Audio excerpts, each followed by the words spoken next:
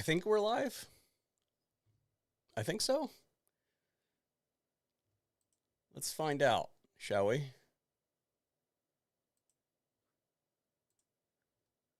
I'm pretty sure that we're good. Yeah, this looks like we're live. Yeah, let me pop this chat out, and let's get this spooled up here. Sound off. Let me know where it is that you are listening from, and what you're planning on doing this afternoon. Let me let's see. Live chat. No. Yeah, I want the live chat. I want to pop the chat out. Where you at? Why did they change this around? They moved all these controls around since the last time I did this. Oh man. Pop out chat. Got it. All right, cool. So we have a variety of things to discuss here today. And this is something that I want to do on a weekly basis as far as a live stream. And I've determined that Sunday afternoons, early afternoon, late morning, I think that most folks are not doing a lot of stuff in the middle of the day on Sunday. And that is the time that works the best for me, because it's kind of discretionary on when I start work on Sundays, because I usually go to services on Sundays. I also think that most folks that are attending services on Sundays are out by noon. So I think that this time slot, although we're a little bit before noon, I wanted to give myself a little extra time to explain kind of what my plan is. And that is to host a weekly live stream on Sunday, about midday, something like that, where we just kind of recap some of the things from the previous week. Some weeks will be big, some weeks will be crazy, some weeks will be somewhat boring. Who knows? But we're going to give it a shot for a couple weeks anyway and see how it goes. And if you guys like it, then we will absolutely make it a staple at the channel. So what I want to do this morning is I'm going to ask you folks what you want to discuss first. Now, you guys saw the thumbnail. There's a whole bunch of stuff that we can talk about. It doesn't have to be confined to the thumbnail. I'm reading the chat. We can talk about whatever you want. You guys know that I'm a big Warhammer fan. We can talk about some of that if you want. But there's some topics that we absolutely have to cover that happened this past week. And I've got some stuff to roll in throughout the live stream to show you, to keep you up. And this is going to be, for the most part, a giant shit-talking session. So what do you want to talk about first? And before we get those votes tallied, I suppose, I have two things that I really want to discuss. The first is that today's live stream is brought to you by First Form. There you can see, using the products. There you have it. The winner of today's giveaway for this live stream is going to get a value pack of meat sticks and their protein bars, and they're pretty tasty, both of those products. So there's going to be, I think, 4 different flavors of protein bars and 4 different flavors of meat sticks, and I'm going to package it all up and I'm going to send it to you. Now, to win today, I see somebody says they're a big Valheim nerd. I did really like Valheim during the, I spent I keep going back to it. I haven't been able to get back into the latest update, but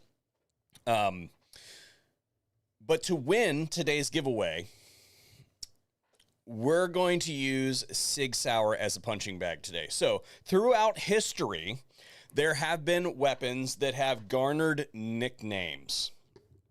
Some of them that come to my mind would be like the Colt Single Action Army was kind of dubbed the peacemaker, if you will. And I own an H&K P7, and for those of you who know that weapon, that is known as the squeeze cocker. So sometime during this live stream, I need you to leave a comment, and we'll refresh this again. In order to win, whoever comes up with the best historical name looking backwards for the Sig Sauer P320 or the M18 or 17, all kind of lumped together, that will be the winner of today's giveaway value pack from First Form. So get to it, folks. Light those comments on fire. And so not only will we, if you want your comment to rise to the top, I suggest that you leave it both in the live chat that's going on now and in the comments on the VOD. So you can do both. So that just ensures that I will likely see it. Now, I'm not going to be able to probably announce that winner on the actual live stream, but the winner will be in the pinned comment in the VOD after I have an opportunity to read back through it. And of course, the VOD, I'll let it sit there for a couple hours so that people can come in there, and maybe the evening crowd can come in that want to rewatch the live stream and get in on that thing. That'll be capable of happening. So just really quick,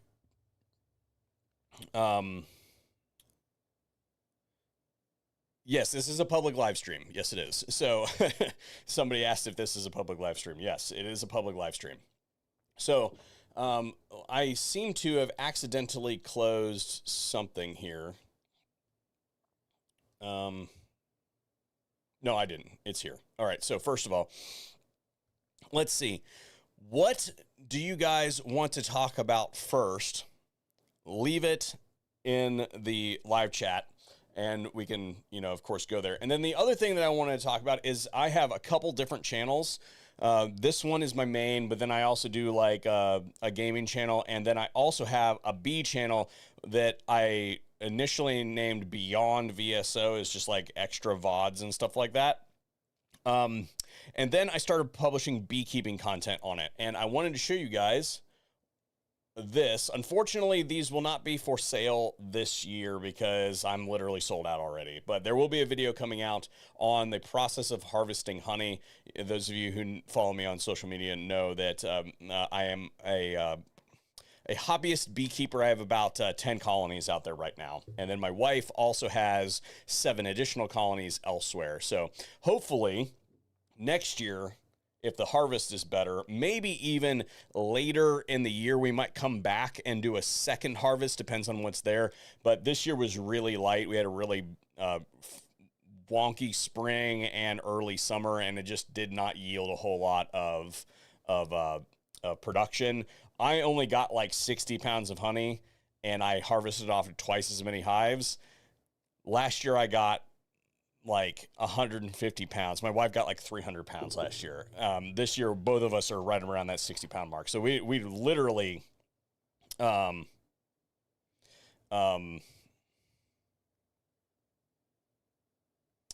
somebody says not public, no L. I don't know what that means. This is public, right? You guys can all see this. This is,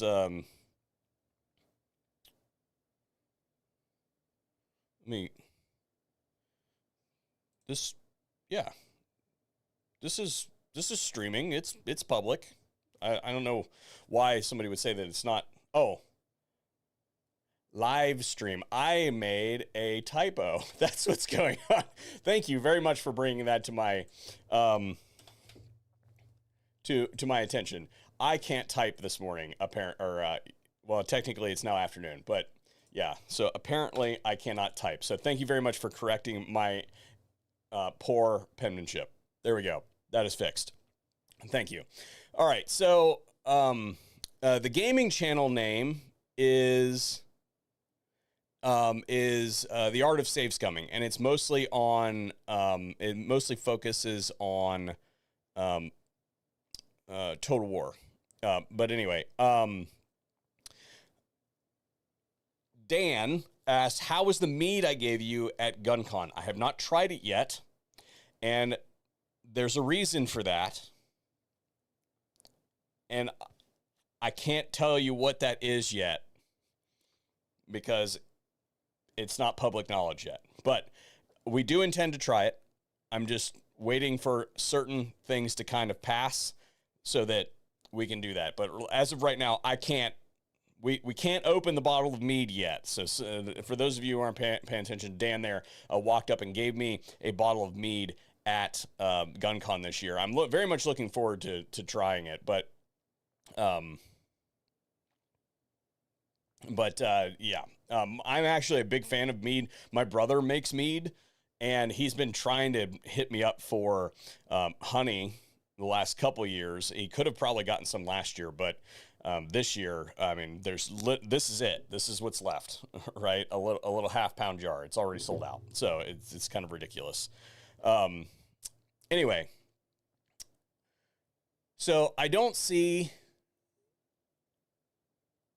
Let's see. I guess I'll just pick a spot to start because it doesn't look like you guys have really given me a definitive place to start. So I guess what we'll do is, since we rolled in the contest for the live stream, we'll start with the Sig Sauer situation. So for those of you who are just now tuning in, give us a historical name looking backwards. So like 10 years from now, after this whole thing with the Sig 320 blows over, what will history remember as the nickname of the Sig Sauer P320? Think like the P7 Squeeze Cocker, think the Single Action Army, the Peacemaker, etc., etc. Leave it in the VOD comments and in the live stream, and we'll go there. So ICE has dropped the 320 and has gone to Glock. They handed out an emergency contract to Glock to fill the void that will be left by the Sig Sauer P320. Now, wherever you end up on this whole thing, whether you think that it's partially induced, wholly induced by user error, whatever it is, I think that it's a pretty big deal for an organization to just outright say no more, right? So we've seen different degrees of this throughout, but it raises a question that I have to ask, and that is, there have been more and more reports of not just the military or the 320 or the M18 or the M17, but there have been other reports of some of the other weapons that are currently being fielded in the United States military that are having major problems. And you can find them all over the place. They're military members that have turned on a camera and are like, look at this shit. My question is, when the decisions were made to switch to these particular things, what was the political climate? And was the chain that was deciding on adopting particular weapon systems tainted with influence that would see possible issues? They may not even be material. Let's just leave it out there and say that the issues with those weapons are not actually with the weapons, and it is just design configurations that could ultimately cause problems with the end user. What do you guys think about somebody coming in and saying, hey, these are going to be problematic, and because they're going to be problematic, it's going to throw various systems in the United States military into disarray?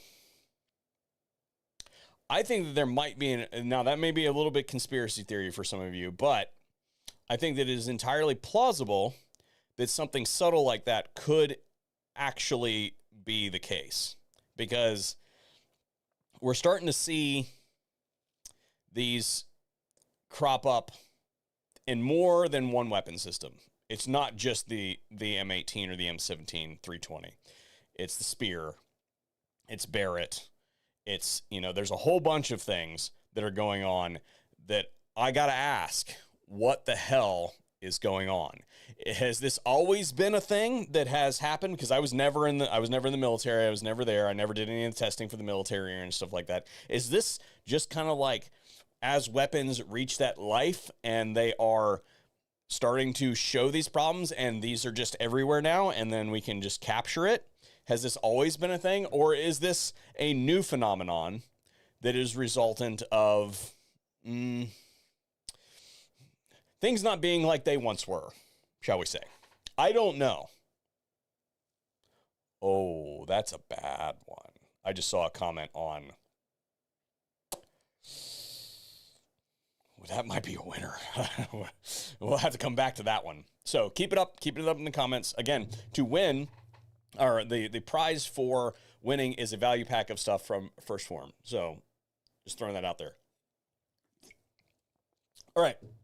The second thing, so if you guys want a good story on the ICE situation, let's see. You want a good story for the to cover all of the SIG stuff. Here's a story from US Carry that covers a fair amount of the details, and of course my buddy Jared and his videos right at the top. So if you want to consume it in video form, then there it is. You guys can go run that down. So on to the next topic, and this one's going to be a little bit more lighthearted. You guys may not have been paying attention to the whole thing with Trump and Putin in Alaska. You guys may not have watched it, but there is one thing that you gotta see.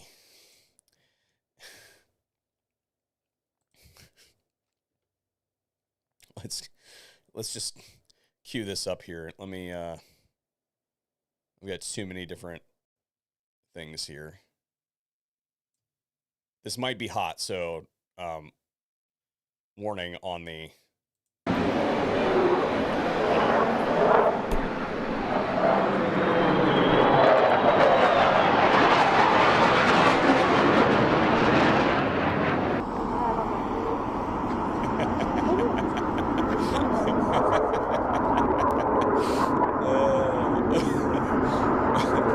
That's right.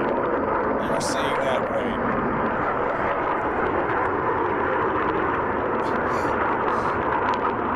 So we're walking along, and you can see here in the corner, over here, there's some F-35s basically sitting on the tarmac there. Right? President Putin, will you agree to?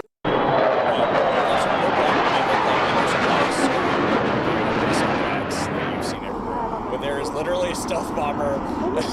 There's a B-2 stealth bomber and a flight of F-35s flanking it.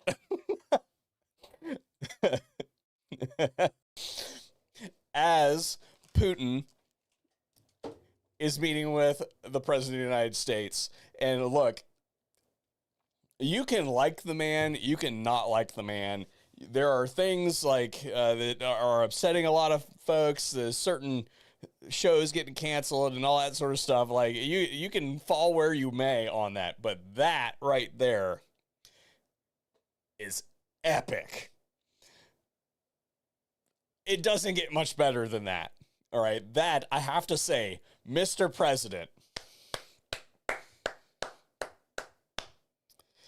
You can say what you want about the word salad press conference from yesterday or whatever it was, where they basically both stood up there and tried to cram as many words into as much time as they possibly could without saying literally anything.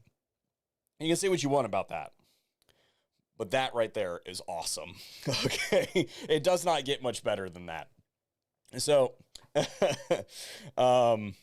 when this guy starts missing pistols, you know you done effed up. Yep, that is true. Good one, Dan. So, there's some good ones in here. There's some really good ones about the SIG situation in here. Okay, so let's get into something that's a little bit perhaps, shall we say, oh, you're right. Those are F-22. Are they F-22s on the tarmac? Hang on a second. I can all... those look like 35s, my guy.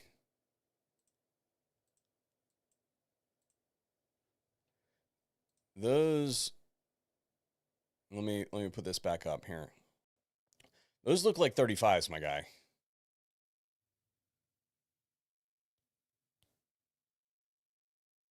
I think so.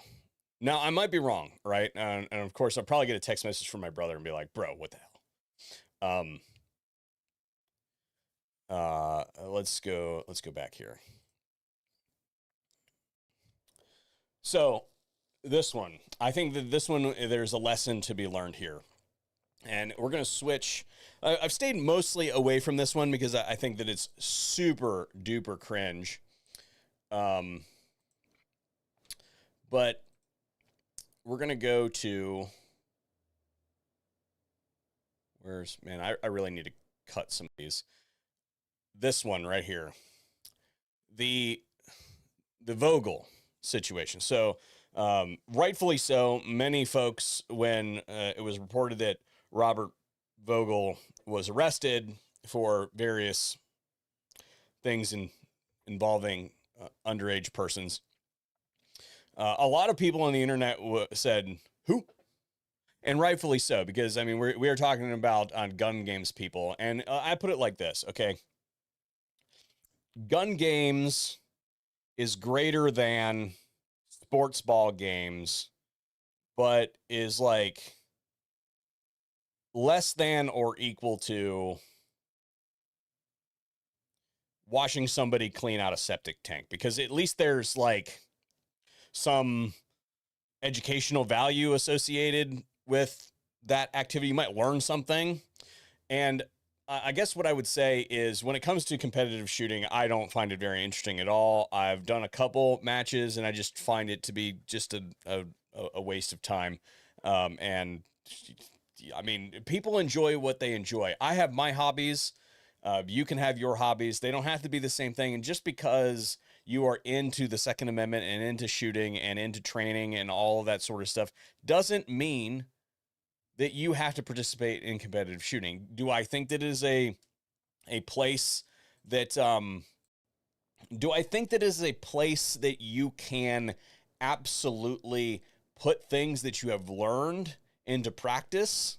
Yes. Is it an environment, a recreational environment, that can be a good time? Yes. But as far as like the way that it is structured, it's like bowling, right? It's a recreational activity. You just happen to do it with guns. And that's fine. But there's a lot of folks out there that try to make it into something that it is not. And it is not training. It is some place that you can maybe put training into action. And I understand why a fair amount of money follows competitive shooters. I get it. And I'm not trying to take that away from anything. It's just, I think that oftentimes there are folks that are put on pedestals that don't belong there. And same thing with like military personnel. We put like Navy SEALs and Delta Force and all those guys like on these pedestals, and they may not necessarily be the greatest people on the planet. In fact, I kind of hope that they aren't the greatest people on the planet, because it kind of goes with their job description. I want them to go bad places and kill and break bad people and bad things. I don't really care if they visit their grandma on Sunday. They don't have to be the same thing, but oftentimes on this side of the veil, so to speak, they are put at a higher level. And what we have here is an example of an individual that is a competitive shooter. Let me see. Where's my figures? This is a statement put out by him. And basically, he is recounting the situation that led to his arrest. Let me get this kind of like the right size so that you can see the whole thing, so you guys can read through it. Recounting what kind of happened that led to his arrest. And there are some lessons here, in addition to what I've already talked about not putting people on pedestals that they don't belong in. I have met this person like 1 or 2 times. We've been in the room together at industry events or something like that, but I don't know them personally. I do know that they have a reputation for particular things, and I'm not going to dig like really into that. I have very strong opinions about that, but I guess what you could, if we just take this at face value, this statement here at face value, and if you guys, I hope you had time to read through it. So if you take all of this at face value, and then what we can learn here is whether or not you believe in the system that precludes people from participating in certain behaviors that sort of revolve around substance abuse, shall we say? Whether you believe in that system or not, it is a fixture in our society. I don't personally believe that you should have to be 21 to consume alcohol or anything like that, or nicotine, or really any substance, to be completely honest. I don't think it's the government's business whatsoever. But that fixture in our society that says that you have to be 21 years old to get into particular establishments is a function of society that creates a filter for you. And I'm speaking specifically to my men out there, even though I know that we got some females listening in here. I'm speaking specifically to my guys out there. This is a filter that I may not agree with, but is there, and you should use, okay? Because it's very simple. He says he met this person. For those of you who didn't get to read it, he met this person on the internet, on a dating website, and they did what adults do, apparently. My advice to you, well, and let me back this up. She lied about her age, okay? She lied about her age. There's a filter that is already built in, and that is, hey, I'm not that, even if you are that way, I'm not that way. I got to at least buy you a drink first, right? I got to take you out first. I got to do something, you know? And this is a filter that can save you a whole lot of heartache in a variety of different ways. A wise man once told me that you should never stick your dick in crazy. And I tell you what, that has been some of the most sage advice, even though it sounds like a really fun time. Very sage advice has been rendered there. And you can figure out crazy by spending a couple hours beforehand engaging those filters. So if you take this person to a bar and they cannot get into the bar, filter 1 failed, okay? You should not, and I'll just be blunt here, if you're in your 40s, you have no business messing around with anyone who has a 1 in their age. Now, there can be a discussion had, like if you're in that 18, 19, 20 era, right? Where you have not gained access to these particular privileges of society yet, which again, I do not agree with. I mean, you still can stay on your parents' insurance till you're 26, for crying out loud, right? So like we have juvenilized early adulthood to a fair amount with the structures that are in our society. And if you're even though it's still illegal, if you're 18, 19, or 20, right, and this same situation happens to you, that is considerably different from the perspective of like the law enforcement community than it is in this situation, right? Because lied about her age. Dude, you're in your 40s.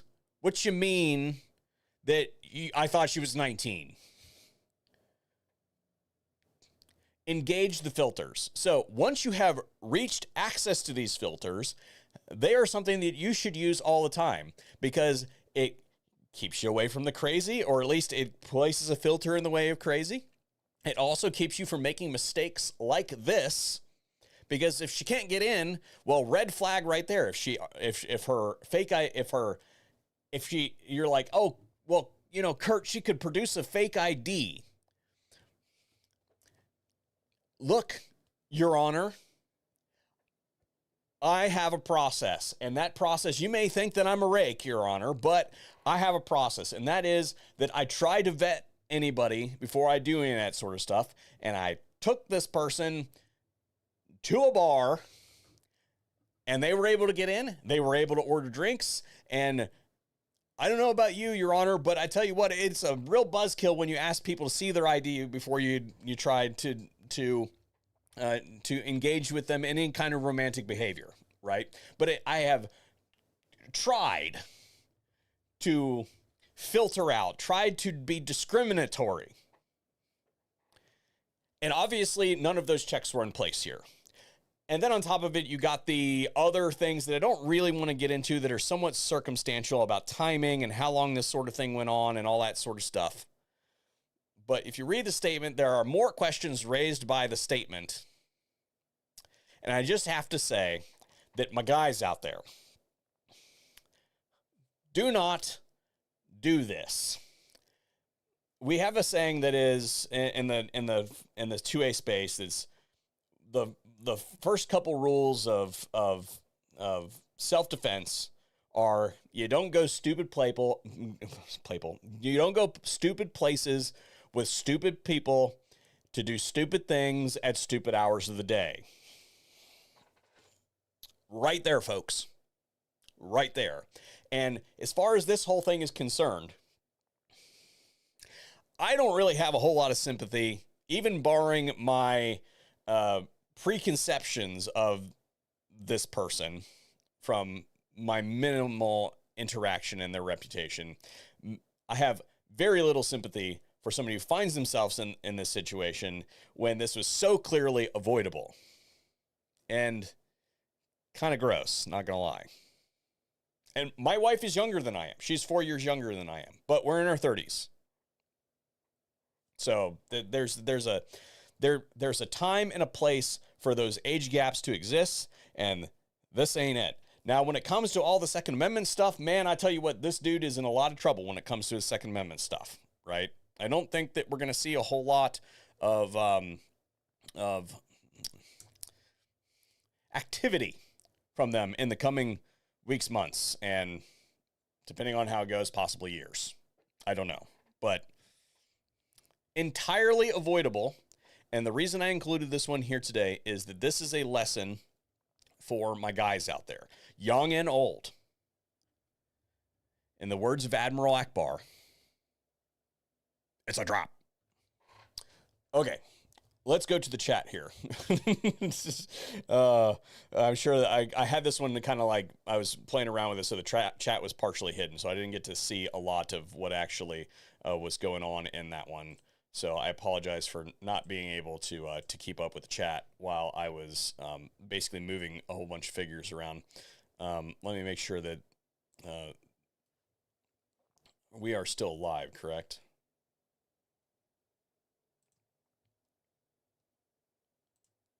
Yeah, this looks live. Yeah, we're good. To the chat, it says the wiener override is the problem. Well played, well played. Okay, so a real quick reminder, today's live stream is brought to you by First Form, and First Form Pro Freedom Supplement and Nutrition Company. I use them on a regular basis. I buy their stuff myself. They send me a bunch of stuff as well, and today's live stream includes a giveaway, and the winner of that giveaway is going to get a value pack of meat sticks and protein bars from First Form. The protein bars, fair warning, You're going to want to keep those in a reasonable room temperature. They can get kind of melty, but the meat sticks, I shove those in my bag and walk around with them in trade shows and stuff like that. Anyway, to win those, what is going to be the historical perspective on the 320, the Sig Sauer P320, as far as its nickname is concerned? So think Colt Peacemaker, the H&K Squeeze Cocker, that sort of thing. What is the nickname of the P320 looking back, say years from now, looking back? Right. And that will be announced in the pinned comment. I'll probably give it the rest of the day so that the people who come in for the VOD can get their entries in the comments. The last person who won on a VOD comment, watching it 6 hours after it published. So I will announce it tomorrow morning, not only in a post, but also in the pinned comment. And anyway, and then the other story that I wanted to cover today that I think is absolutely awesome, it relates to the Rarebreed situation. Now, we did a video early in the week on the fact that they were walking around goals and were handing out cease and desist letters to people. I've since spoke to my folks at Gun Owners of America, and they were admonished for this behavior. They were not happy about this. So good on Gun Owners of America for having a talking to with them. So that was very uncool. Also, I'm not going to name names, but somebody also sent me a video of a conversation between Lawrence DeMonico and Hoffman that was really in bad taste. I don't agree with the behavior of Rarebreed, but the people who work there and the people who are involved in this are people. They're not animals, and they do not deserve to be surveilled like that. So I don't appreciate that sort of stuff either. I think that I've got a problem with the stuff that they're doing, and I also have a problem with the way that they're being treated to a certain degree. So today, what I wanted to talk about was, and for the figure today, I'm going to reference you to another YouTube channel. And this is a smaller YouTube channel. He's got 2.6 thousand subscribers, and he is covering, where's my thing here? He is covering the whole Rarebreed litigation thing pretty much step by step. He is literally going and pulling all the PACER documents and going over them. He's an attorney, Stamboulier Law, and he's gotten pretty good at the YouTube thing as far as like working with all the technology and actually pacing his videos. I suggest that you follow this guy, and he will keep you up to date. Because, like, for instance, I do a lot of driving on a day-to-day basis because my wife and I live in the next town over, basically. But the FFL is here. The office is here, and it allows me to leave work and go home and turn it all off, right? It's great. Anybody who works at home, I highly suggest that you get an office. It has changed the way that I sleep. But anyway, I consume a fair amount of my legalese and stuff like that through sources like Stamboulier, or I have like an account with Speechify where I can literally convert any document into this is turning into a Speechify ad, I suppose, but into an audiobook. And if I've got a 30-minute drive, for instance, let's say, for instance, I have to go drop a gun off at UPS. The closest UPS from here is 30 minutes ride. If I have to do FedEx, it's like 45 minutes of ride.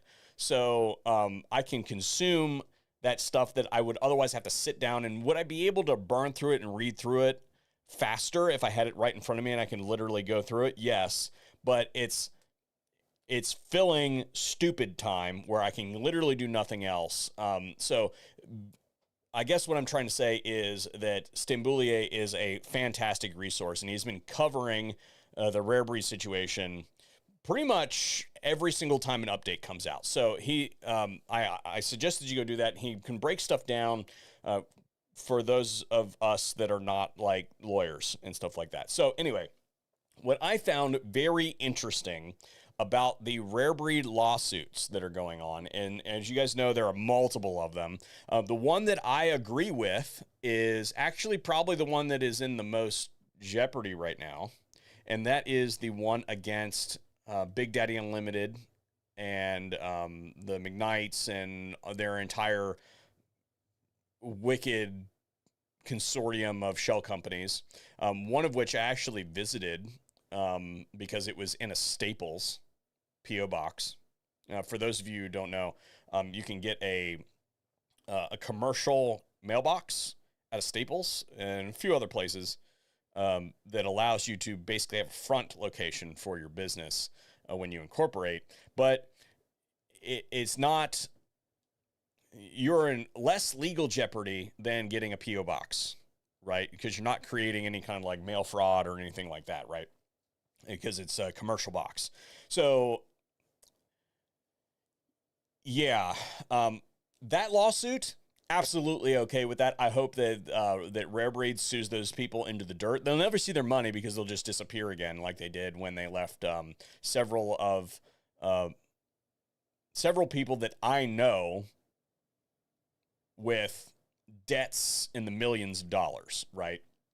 And even if you read the documents, most of the people who have been in business with these folks will say, even in the most recent court documents, they've said that, oh, I don't trust those folks because I think they're slippery, they're slimy, and they're just bad people.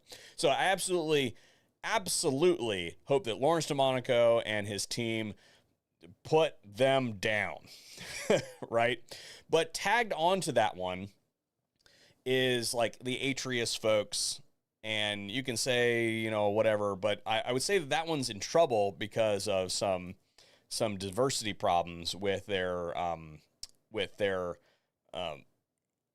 how Atreus is or is not incorporated. And you should go watch Steven's video on that, because he breaks it down in a way that I probably can't do, at least not in a very coherent manner. So anyway,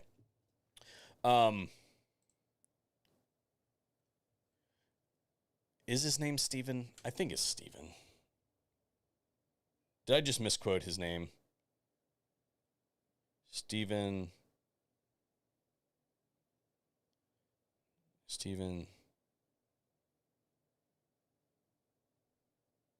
Yeah. Steven Stamboulier. I got it right. I knew what I was doing. Yeah, sorry about that. That's the kind of thing that that I feel bad about, or that I'm really bad at is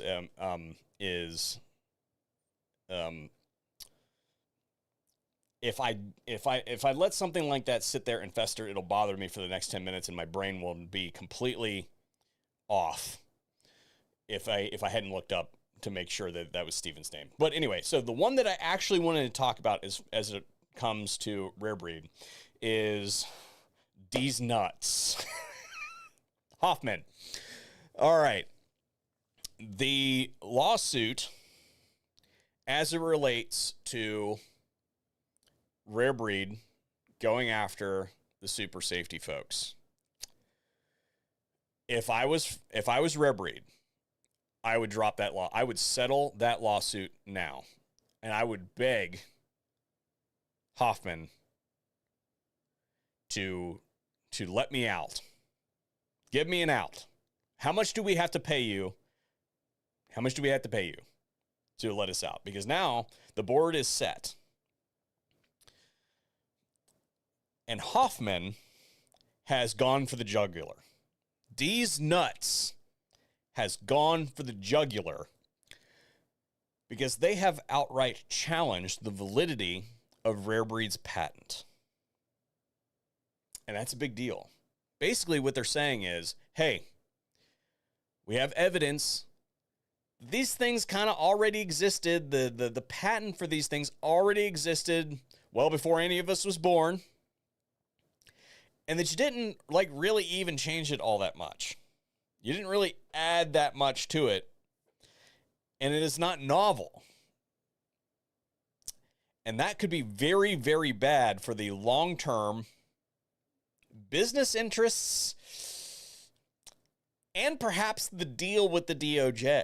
Because remember, the deal with the DOJ is that you have to enforce your patents, right? So they're now caught between, the Justice Department and potentially invalidating their own patents.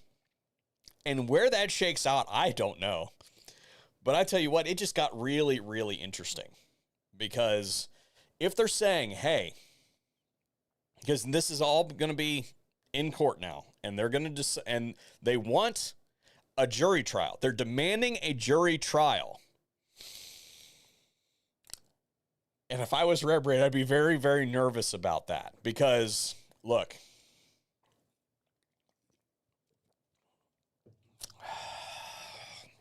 this is going to sound bad, but the only people who end up on juries are people who are not smart enough to get out of jury duty.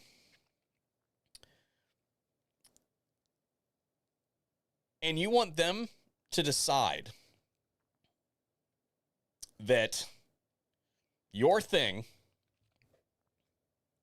is substantively different in a technical capacity to something that was designed in the 1930s. We're still arguing about whether or not it is a machine gun or not. We obviously know that it's not, but we're talking about jury deciding, as in random folks. Like if it was all full, you got to remember, if you could pack a jury full of like Second Amendment folks, then you might have an opportunity. But we're talking about a jury that is going to be made up of your peers. But let's be real about the quality of those peers for a minute. How many of those do you think are going to have any idea what end the bullets even come out of? Let alone the technical differences between a forced reset trigger or a machine gun trigger or any of these sort of things that are kind of outlined in the quote unquote original patent. And this one versus that one or this one over there. And look, the technical drawings, when it comes to those drawings, and I make the thumbnails, like when I did the technical drawing, I had to end up taking the technical drawing out of my last thumbnail for the Rarebreed because they looked too similar to the one that was right next to it. It just looked like and I'm a gun guy, right? I can tell the difference between those things. But to somebody who is just a soccer mom, or somebody isn't like really technically savvy or inclined, that's a real dangerous thing to stake your entire business on the premise that you have a patent and you can basically operate without impunity, which is basically the only thing that might be able to ultimately compensate them long term for the legal troubles that they had with the ATF, right? They're probably still recouping and probably will be recouping the financial damage done to their organization and them individually. I'm speaking about Rarebreed here. They will probably be recuperating from that for some time. To jeopardize that by going after somebody like Hoffman, that it is a real stretch. I mean, a real stretch that their device or anything associated with kind of like the super safety-esque thing, it's a real stretch that infringes on your patent. And for you to go to court and their argument to just flat out be, you shouldn't have a patent anyway because you didn't create it. You didn't come up with a novel concept, is real dangerous territory for Rarebreed. So not only do they have to worry about the financial implications of that, because I'm assuming, unless the Hoffman super safety folks are like independently wealthy, just knowing kind of like what a YouTube person makes, right? Even if they were to lose, Rarebreed ain't never going to get any money out of that. Okay? It's not going to happen. So they could possibly bleed Rarebreed for an indefinite amount of time, basically. As long as they can pay their attorneys to file motions and stuff like that, they could sit in court for as long as they can drag it out and force Rarebreed to do whatever it is to defend now their patents. I'm assuming that the strategy here was for Rarebreed to basically say, hey, look, we got to sue you. The government says we got to sue you. Just stop doing that thing, and it won't be a thing. And I think that they expected most parties to fold. I'm guessing that they really wanted to target the Big Daddy Unlimited folks, right? Because they're probably not going to see any money out of that one anyway, because they just kind of disappear off the face of the planet after they lose a court case, and then reshuffle all their assets into other people's names. But that's beside the point. But I'm assuming that was the game plan, was to just hope that everybody folds, right? And then they could go back to the DOJ and be like, hey, look, we did the thing that we agreed upon, right? And then they get to operate with basic impunity. Well, if they lose that patent, is the deal still on with the DOJ? Because remember what the deal was. The DOJ never really said that it's not a machine gun. They just said that we're just not going to target you and that we're not going to apply this statute to Rarebreed Triggers, which sounds like a real unholy alliance to me. They never conceded that it is not a machine gun. They just said that they do not intend to prosecute anybody, and they made this kind of like deal that was going to happen. Is the deal off if their patents get invalidated? I don't know. And they said that they're not going to help with any of the defense. Like the U.S. government's not going to help them at all. Playing with fire indeed. The P320 equals the vasectonator. That's not right. That's mean.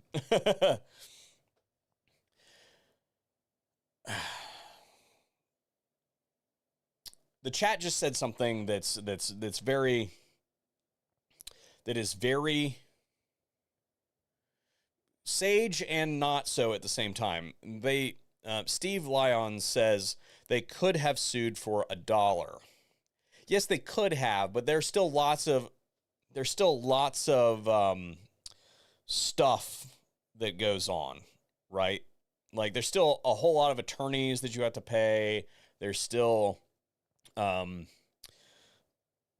back and forth, the time, the filing fee. Like there's a whole lot of stuff. It's not just the dollar figure.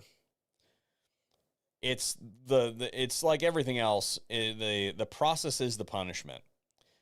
And I've said this in my previous video on the topic. You either die a hero or you live long enough to see yourself become the villain. And Rarebreed is definitely mid-villain arc right now. And I feel bad that that is the case, because they could have just not done this that way. They could have very easily said, hey, you know what? That super safety thing, yeah, that looks nothing like. That was discretionary. They could have not done that one, but they chose to do that one. And public opinion on that is not good for them. It's there. I don't think you are hard pressed to find many folks that are defending Rarebreed right now, because the truth of the matter is that their win was kind of a win, sort of not a win for them, not so much for everybody else. So they kind of made that deal, which I suppose take that deal, right? If I was in their shoes, I suppose. But when you make a deal with the devil, there's always catch. And the catch here is that by keeping to the deal and going after various entities that may or may not be discretionary, because remember how it was worded. It says that they, in good faith, believe infringe on their patents. All I have to say is that, well, the super safety, we don't believe that it actually infringes on our patent. Right? There's some other folks that are making like trigger packs and stuff like that. Maybe you could go there. But I don't know how short that leash is that the Department of Justice has them on. I don't know. But the public opinion on this one is not great for Rarebreed. And the chat right here is confirming my bias. And my bias comes from listening to what you guys say. And what the general internet says right now is that not looking so great. Not looking so great. And now, the current situation with the Rarebreed debacle is that there's a chance that if these nuts gets their way, the Rarebreed could really find themselves in a pickle. Anyway, a couple more things that I want to cover today. A couple more things. Of course, today's live stream is brought to you by First Form. It'll be a value pack going out to one winner that gives a hilarious historical name for the Sig Sauer P320.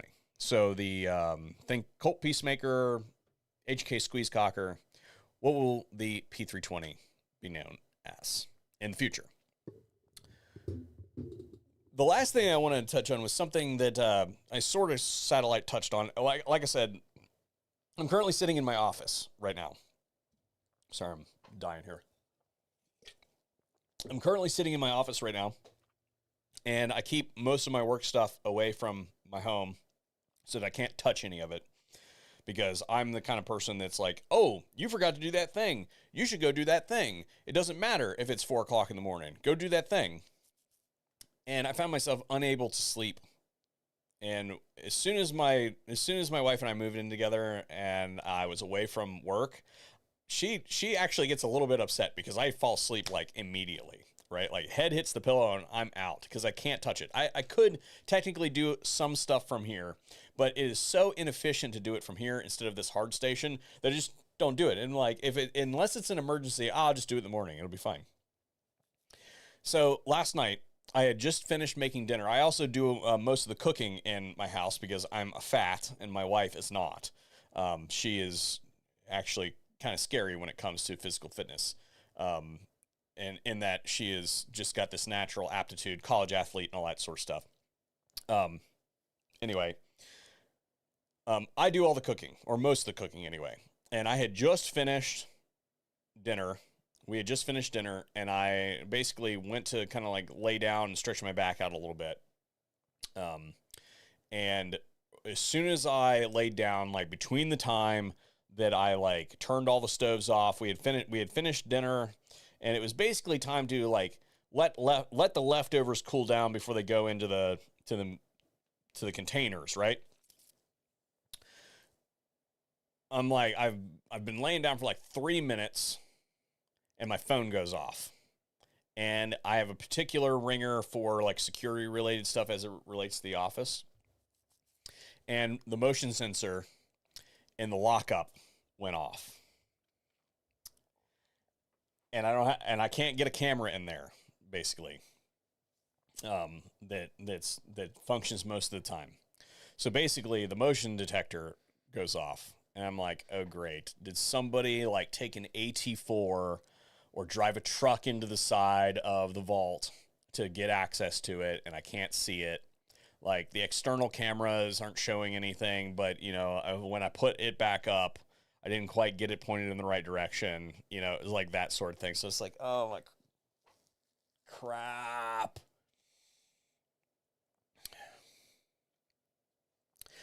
So I had to drive back here at about 9 o'clock at night and to meet the sheriff and clear the office out. Right? And I will tell you that I was much better armed than the sheriff deputies that showed up. Beside the point, they did have Sig 320s. God, this is the gift that just keeps on giving. But I knew immediately that this was some kind of snafu with the system, right? Because I walk into the office, and the project I've been working on for the last like week or so, there was a pause. I've got about a week and a half worth of work in on this. I had left it because I left work faster yesterday to get home to cook, and I left that rifle like laying on the workbench, right?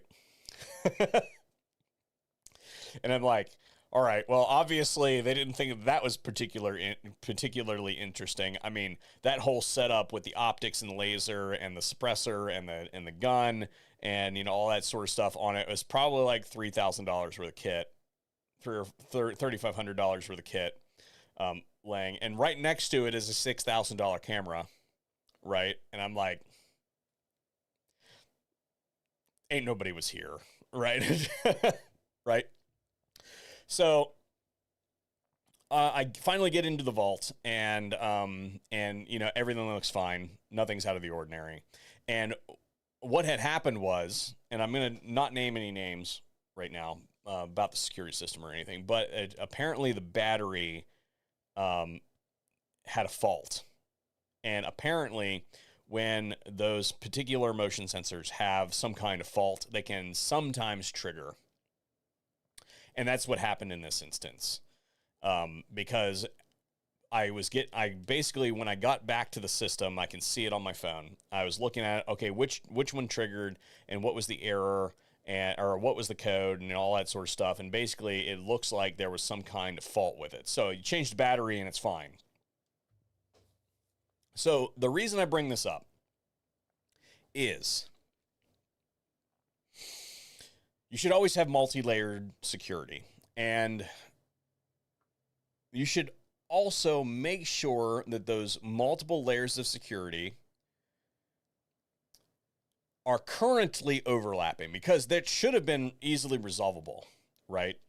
I should have been able to very easily get in here and been able, and really what it comes down to is that I was in a hurry one day when I charged the camera and I stuck it back in its spot and I didn't properly align it. It would have taken me an extra 30 seconds to log on, get in there, confirm the direction that it was pointed, you know, all that sort of stuff. Didn't do that thing. And because of that, it ended up costing me an extra hour in driving, an extra law enforcement interaction that involved guns, a little bit of stress.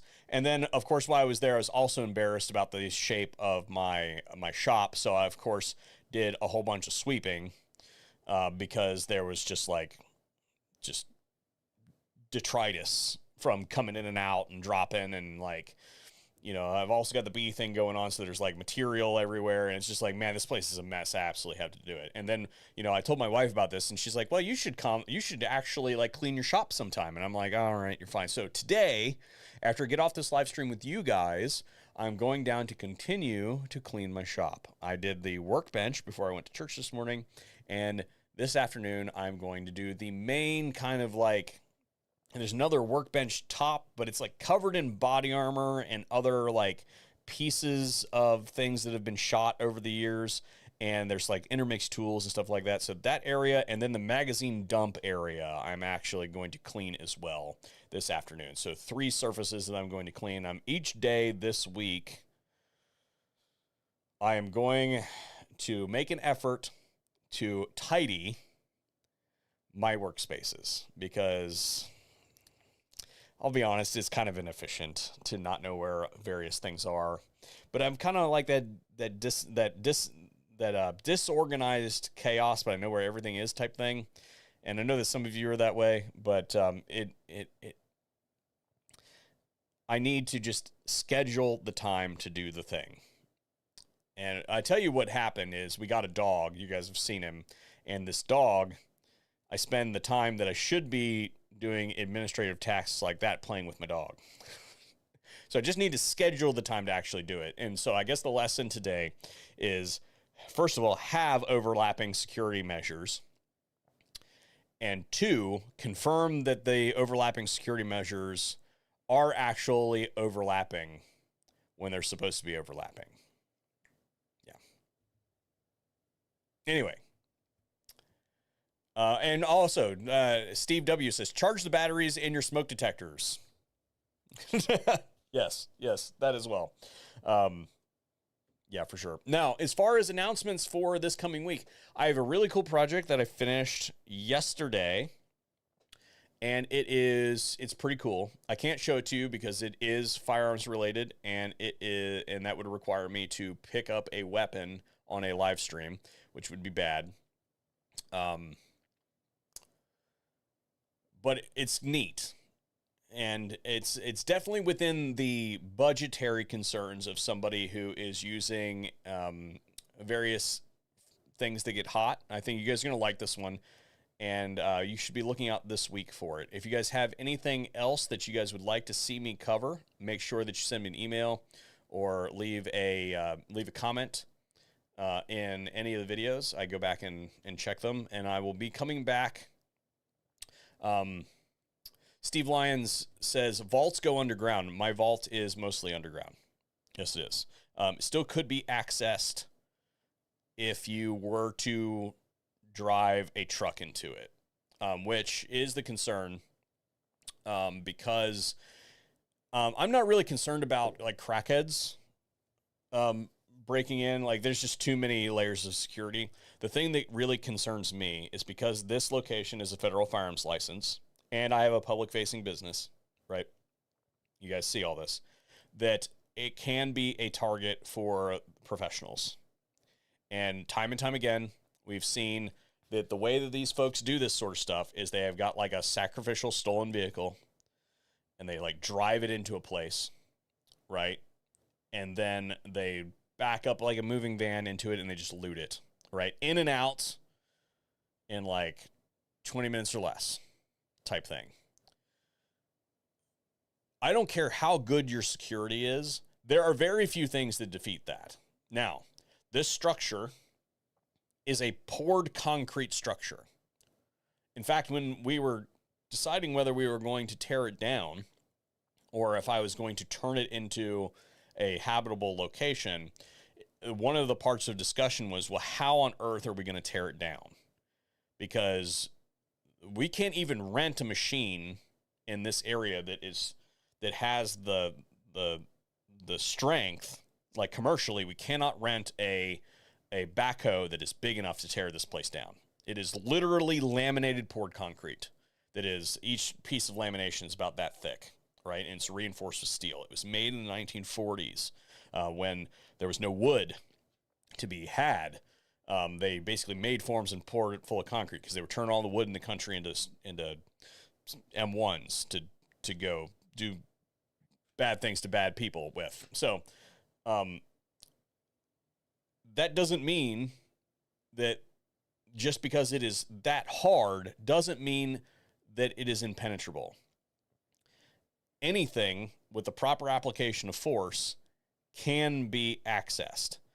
It's just your security is there for extending that time before a law enforcement response can arrive. And that's what the overlapping security is for.